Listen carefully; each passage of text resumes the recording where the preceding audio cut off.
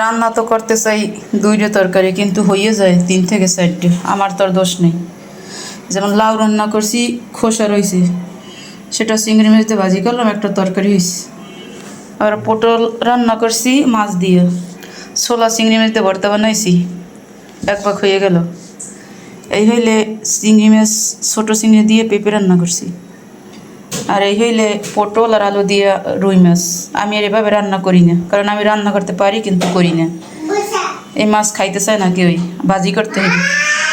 তাও আজকের করলাম। দেখি যে শশা কাটা হয় না, আমার ছেলে গোসলখানায় ঢুকতে বসে রয়েছে, গোসল করবে। এদিকে সেমাই বানিয়ে রেখেছি।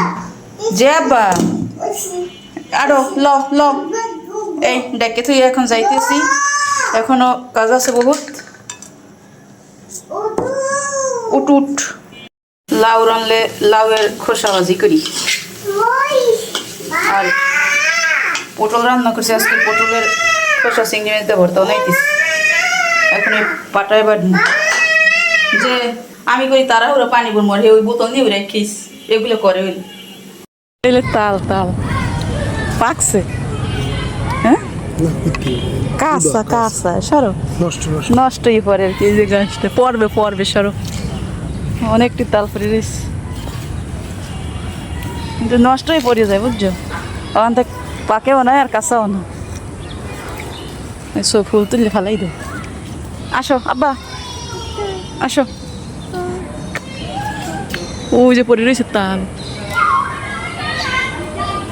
ছাতিলেই নামছি।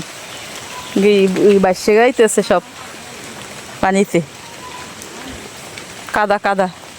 আর জুতা যাইবেন সব শেষ হয়ে যাবা কেমন দেখবি।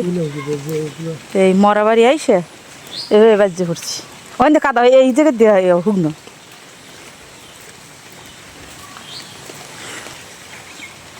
গাছটা একটা বিশাল সোলম আছে, জাম্বুরা।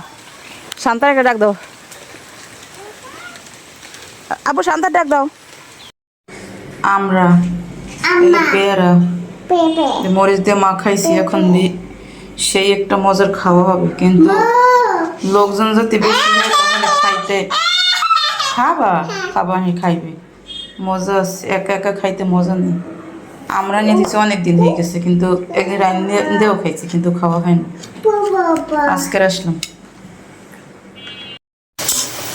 লাউ বাগার দিব।